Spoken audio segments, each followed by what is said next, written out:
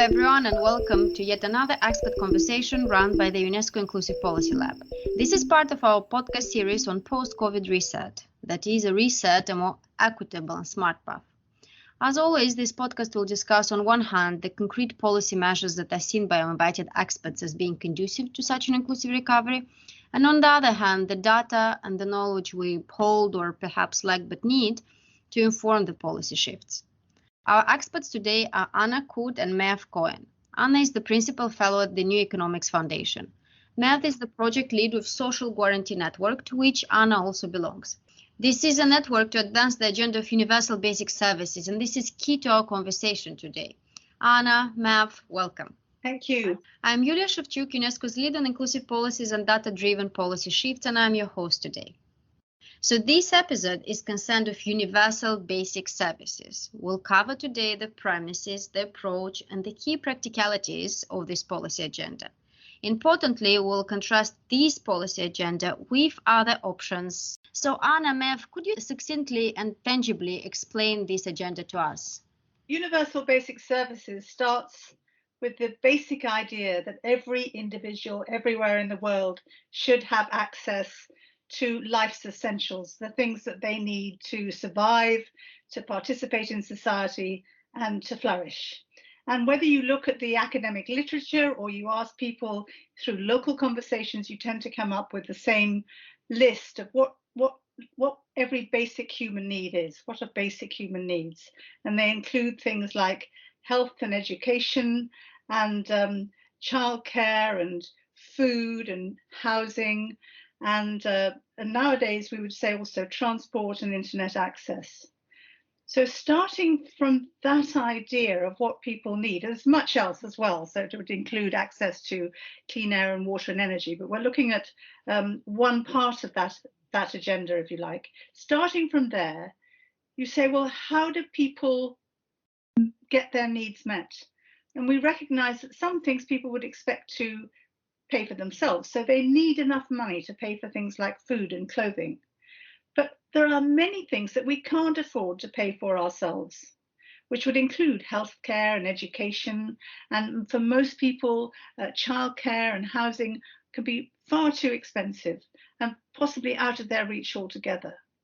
So that's where you need to go to collective measures. So we pool our resources, we share the risks, if you like, of what we might need and when we might need them, and we work together to make sure everyone has access to life's essentials. And that's where universal basic services come in. And it's what we call the social guarantee. And the social guarantee combines access to life's essentials through universal services on the one hand, and through a fair living income on the other. And the living income would include a living wage and something like a minimum income guarantee. So what you are saying is that it's not a standalone one policy, it's a range of policies and services pulled together in one agenda. Yes, it's a framework for policy and practice, so that we start with the idea that everyone has a right to life's essentials. And this is how we get there. This is how we achieve that objective. And it's not about doing everything in the same way. It's about understanding that each area of need needs a kind of customized approach. So you're not going to give healthcare to everyone in the same way as you would give transport, for example. So you have different strategies for each area of need, but they have the same set of principles. So it's a matter of it being affordable and accessible for everyone. It's about it being an entitlement, not a privilege or a concession. It's about making sure that all the organizations who provide services share a set of public interest obligations to, for example, to give decent paying conditions to their workers and to make sure that the services are of a decent standard. And then the other part of that framework is that it is designed for support to the maximum of ecological sustainability. Could you elaborate on the potential of universal basic services in regard to equity and sustainability specifically, these two being two key objectives linked to this policy agenda? Firstly, looking at equity, we know that collectively provided services are incredibly redistributive. So people on low incomes have to spend a much higher percentage of their incomes on essential services. So if these are provided free or at genuinely affordable prices, then this disproportionately benefits people on low incomes. And this is massively backed up by data. So on average in OECD countries, public services are worth the equivalent of over 75% of the incomes of the poorest fifth in society, and that's compared to about 14% of the highest fifth in society. So yeah, providing these things collectively, either affordably or free at the point of use, is massively more beneficial for those on low incomes. And then thinking about sustainability, there's a lot of different reasons why this is better on sustainability grounds. Like, first off, collectively provided services. There's a really good example of healthcare. In the US, it uses almost 3 times as much carbon per capita as similar services that are collectively provided in European countries. So it is low carbon. Also, if you've got public or collectively owned organisations providing these services, you can gear the mechanisms of those organisations towards sustainable ends. So a good example of this would be if the provision of sustainable housing is the responsibility of the state, you can roll out retrofit across the whole national housing stock, which is a lot more easy and energy efficient and achievable than getting individual homeowners to do every single house themselves. And then last of all, in a sort of more macro philosophical answer to it, if you're putting the meeting of people's needs at the centre of all political and economic activity, having a planet that's livable on is absolutely an essential human need. So it embeds sustainability in absolutely all service provision. How does universal basic services relate to the agenda of gender and women empowerment? I'm thinking in particular of services that employ women heavily in so many countries. Have you thought about that aspect?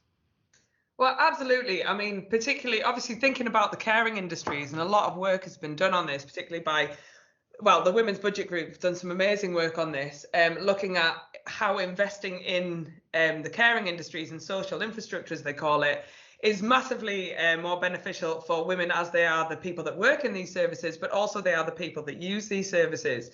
So if we invest in the caring industries, it does a great deal to overcome the gender employment gap. It does a great deal to overcome the gender pay gap, and it means that women who would otherwise they disproportionately stay at home and look after the children or look after vulnerable adults that need caring for, if they can rely on a caring system that looks after those vulnerable individuals for them, then they are able to enter the workforce. So I can't remember what the figures are, but this report by the Women's Budget Group, looking if we invested the same amount in construction and in childcare or in the caring industries, you get massively better employment outcomes for investing in social infrastructure. And it's this massively overlooked aspect of public expenditure. So it would do a great deal towards helping the gender question, and also just the caring industries is part of it, but public transport as well. We know that women disproportionately use public transport. We know that women are disproportionately on low incomes, and as I said earlier, it disproportionately benefits people on low incomes. So it really has a lot to speak to on the gendered point. Just to combine the sort of green question and the gender question, the future of our green economy needs to be low carbon intensive, high labour intensive work, and that is exactly what the caring industries are. It's a lot of good jobs and it's relatively low carbon. So care jobs are green jobs, and it's an essential part of a just transition and the world we want to see after we've transitioned. Thank you. So that is clear in terms of the core idea of universal basic services. Now let's go into comparing this policy agenda to universal basic income. Somehow these two are often framed one versus the other. Universal basic services versus universal basic income. There is a competition within the fiscal space maybe, but beyond that, what are the differences and why you think universal basic services would be a superior, better policy solution? Yeah, I mean, we don't think it should be framed at all as a debate between UBI and UBS, and we don't try and talk about it like that. We try and talk about the social guarantee, which is a standalone policy framework that can exist independently of UBI. And at the centre of the social guarantee, as Anna has said, is meeting people's needs. So obviously at times with food and clothes, that can be through people purchasing things in markets. But for the reasons that I've just spoken about, providing these things collectively is a lot better on equitable grounds and sustainable grounds. There's also an ideological difference between the two. So UBI depends on individualism and markets. It's about giving individuals money so that they can buy things in markets. As part of our analysis, we think the market-driven need to accumulate profits is one of the major underlying causes, both of the ecological crisis we faced, and it's a driving force of the ever-increasing gaps between the rich and poor and really contributing to social inequality. It's also been used as a justification for small statism and austerity and the erosion of public services, which vulnerable people depend on.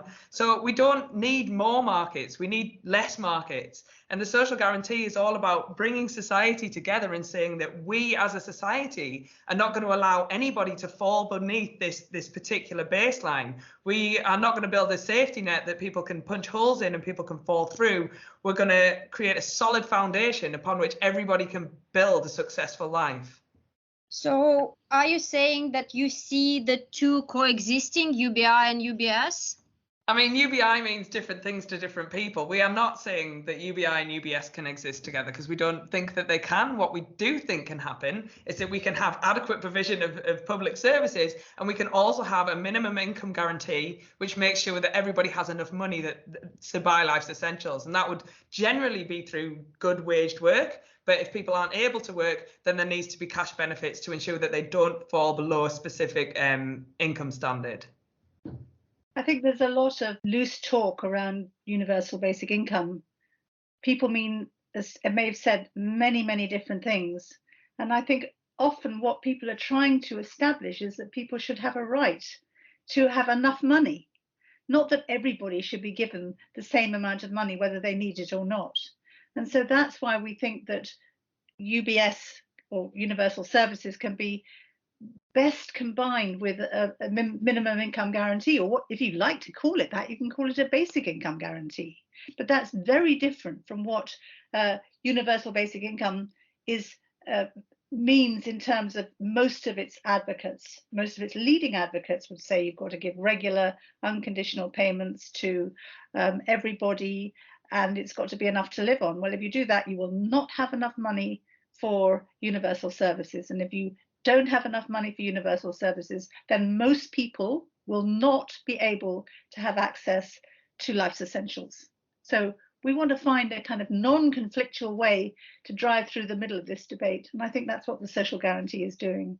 I was trying, Anna, to pull you into this question. I heard you saying on some panel that so much attention being paid to universal basic income actually distracts from other agendas that we need to be talking about in terms of research, and we're going to come to that later too, but also in terms of public debate, analysis, policy process, and all of that.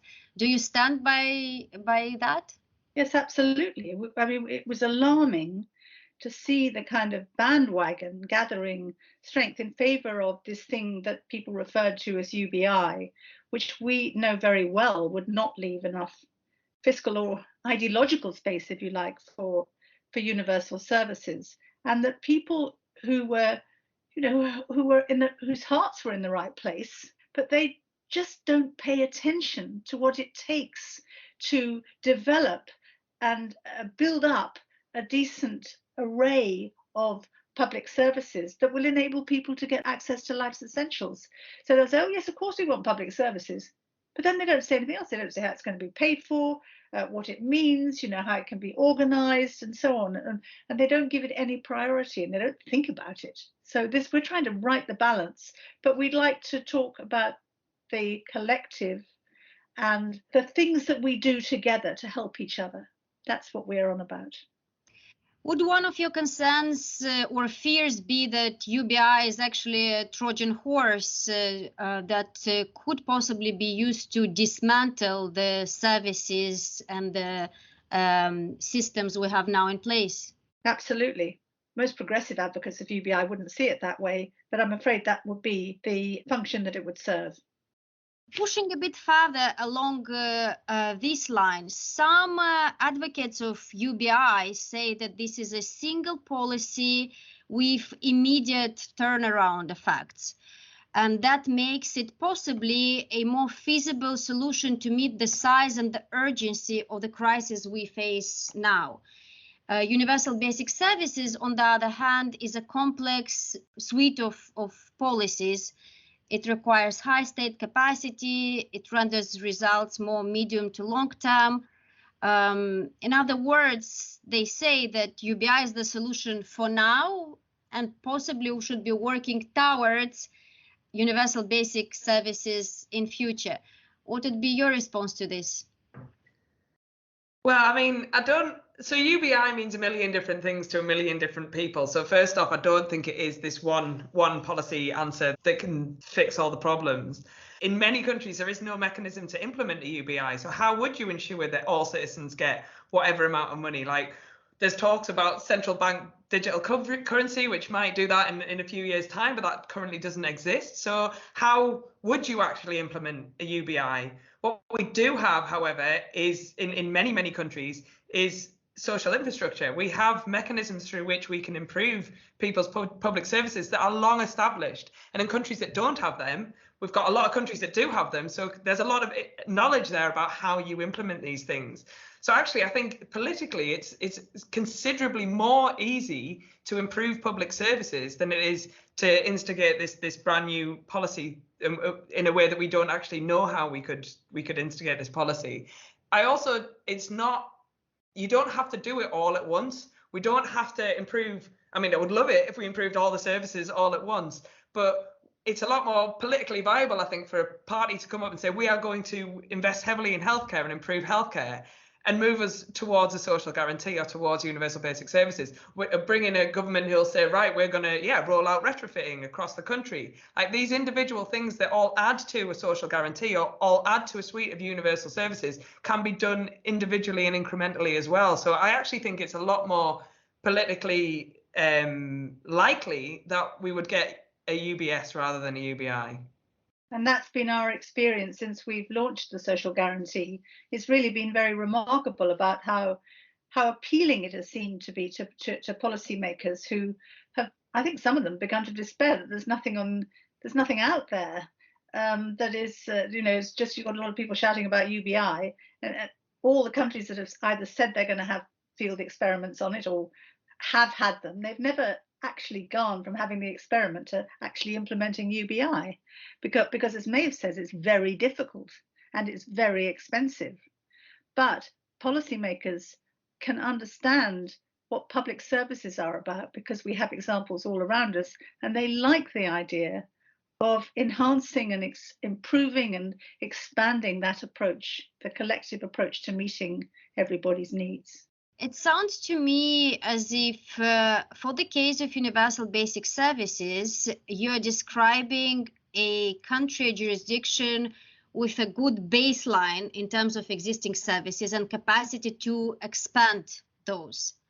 While in many countries, especially developing countries, we start from very low base. There are not that many services and they are not that strong. So in that context, would you think that, or would you say that universal basic services might be better fit for developed, advanced economies or countries with robust systems in place, while UBI may be a solution, at least for now, for developing countries? I absolutely cannot see how UBI could be a solution for developing countries.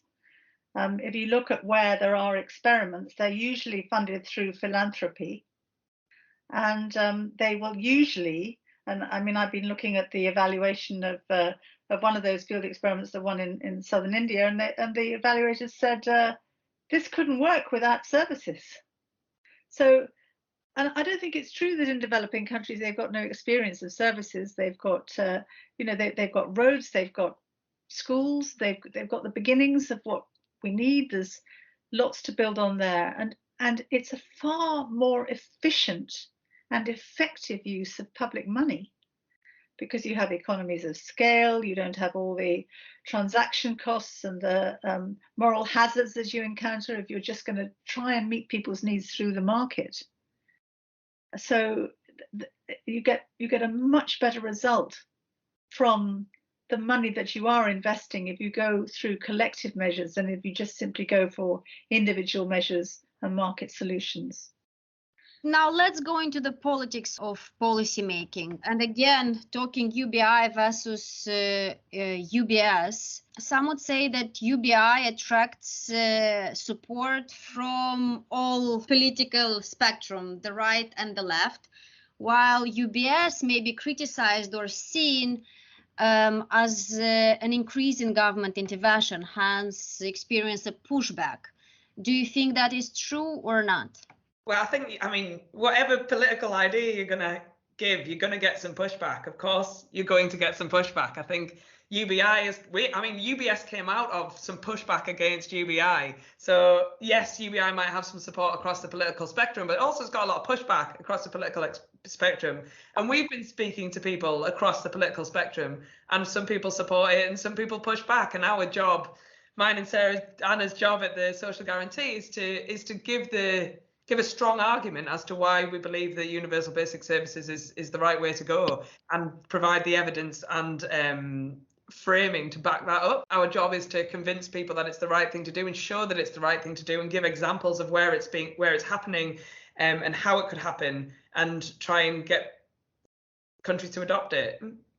I think there's a lot to be learned from the experience we've had so far of public services. One of the main criticisms that we get from some critics, in fact there are very, very few critics of UBS as an idea, but they tend to accuse us of advocating for a big state and sort of top-down government.